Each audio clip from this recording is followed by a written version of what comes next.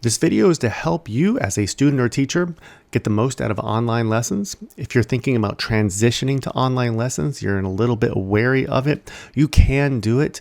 It may be a little uncomfortable at first, but it is a wonderful thing to do. You can reach out to so many people all over the world. So if you have any questions after, please let me know, or if you need any more information, also let me know in the comments.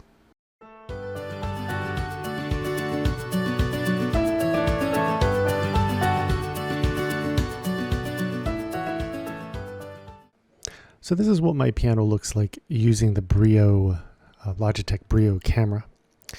I can change my field of view, of course. I've got it zoomed in a little bit. I have HDR turned off. Now you might think that HDR means that you're going to get a better picture, better color. But remember, your piano is, guess what? White and black. We don't need more color popping out, and we don't need clarity in that. When I turn the HDR on, it actually washes it out. Notice that I turn on the HDR. You can still sort of see you can see each individual key for the most part when I have it set at 4K and, have it kind of close up like this. But as soon as I turn the HDR off, it actually becomes a lot cleaner. And if I'm zoomed out more, watch what happens when I turn the HDR on. That looks terrible. The only reason it looked good at all is because it was zoomed in on a specific spot so that it wasn't focusing in. You can see right here in this picture that my face becomes a little bit clearer, and so does all the dust on my piano. As soon as I turn the HDR off, the keys are a little cleaner looking, and you can actually see what I'm doing. Now, of course, you can't hear my piano. I don't have the keys turned on for this part of the video.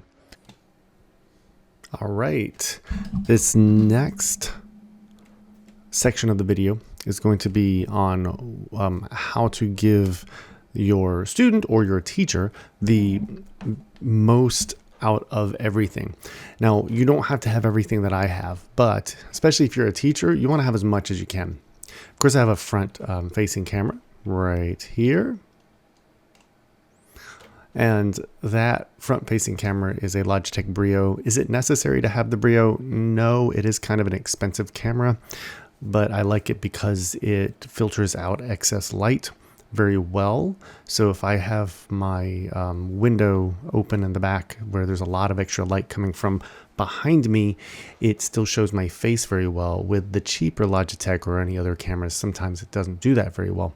Another camera that does that very well is the Razer Kiyo, but I haven't personally tried it. I've seen a lot of reviews on it as well, and the Kiyo Pro specifically. So for this side camera right here, this is another Logitech Brio. I like to have the really high definition cameras so that if I am doing just a video with just one camera on the side, I can have a very good quality video. This side camera is the one with the HDR that should be turned off, although it's looking a little washed out right now. It's not too bad. It's not the most important camera, and I can of course zoom in and out as you see. As you see, I'm just using my mouse for that. The software I'm using to do this is called ManyCam. ManyCam allows me to have as many different cameras at once, as well as different windows from the desktop that I'm using. And it saves them all for me, where I can very quickly change to a different view.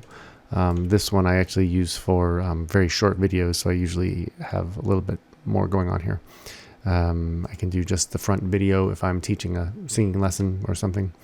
And I have some other ones if I need to have a shorter frame, a smaller frame, a smaller frame in the camera, so that, say, I'm using a video conferencing software that doesn't allow for full widescreen, I can use this one. But if I'm using Zoom or Teams or Meet or something like that, this works perfectly, or Skype or whatever. This works great. The last part is I use MuseScore, which is a completely free program. You can get it at musescore.org. I am not being paid for that at all. I just love the program. So I'm suggesting to use it. So I'm going to turn that off so you can see what we're getting here. So you see the MIDI keyboard here. Now, as a teacher, I find this to be useful because a lot of times it is hard for students to see exactly what keys I'm pushing down for whatever exercise I'm showing or whatever I might be trying to demonstrate, especially if they're using a little tiny screen. So I like to have this MIDI keyboard on. This is a part of MuseScore. If you download MuseScore, like I said, it's totally free. Once you're in it, you just hit the letter P and it turns the keyboard on or off. As a demonstration, just turn the keyboard off by hitting P. You can see on the bottom here, I just hit the letter P. There's a letter P again, and it comes back. If it doesn't sync up with your keyboard, just make sure to plug your keyboard in with a USB cable if you're using a digital. Unfortunately, this does not work with an acoustic piano. I suggest most teachers that are teaching purely online invest in a really good digital piano. Practicing on an acoustic is one thing, but teaching on one with online lessons is a little bit harder, especially for the beginning students. I'll go back to what we have here. Now, with the sample I have up here, you don't really see anything, but of course, if I had some exercises written in here, I could easily draw some exercises for... of course, that was very terrible because I have to go a lot slower. MuseScore is, again, free, so it's not necessarily good at fixing mistakes. You have to fix them for it, so I would generally just try again, and it probably would work fine. If you're creating anything in MuseScore, make sure you're not trying to just play it as if you normally would. If I did this,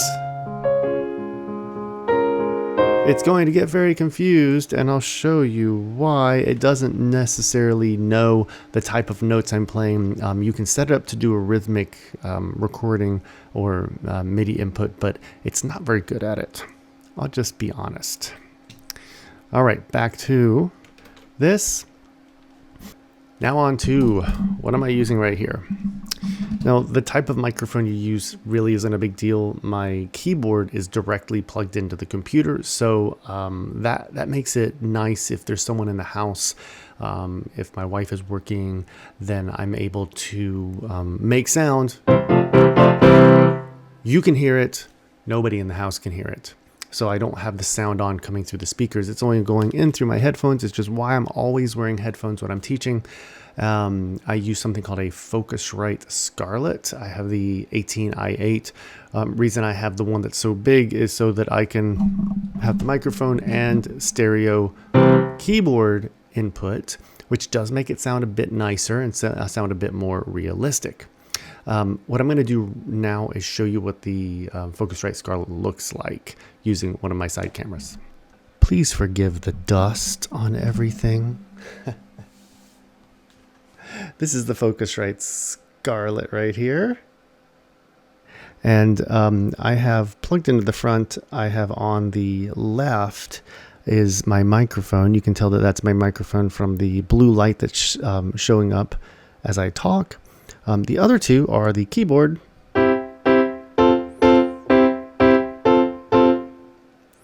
and I also have my, of course, headphones plugged into that, so it sends my voice and the piano directly back into my ears.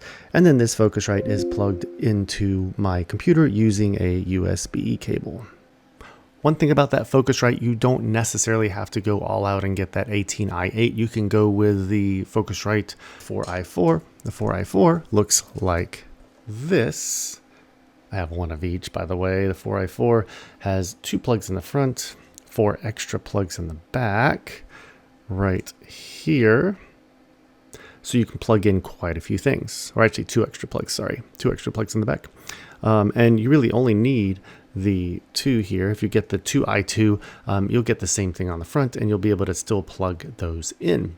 And the 2i2 is nice because it has a stereo mono button over here, which will allow you to force all the sound to be mono, which is really nice if you ever have a student or a teacher where some of the sound is coming in through one ear and not the other, which can be a little bit distracting. Now to the last thing, the microphone itself. And this thing that's holding it on, I have a shelf on my wall that it's clamped to.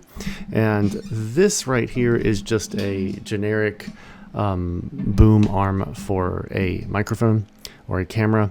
And the microphone itself is an SE brand microphone. I love these for one reason. They cost a lot less than major brands. Now, if you need a super insanely good microphone, go ahead and go super high end.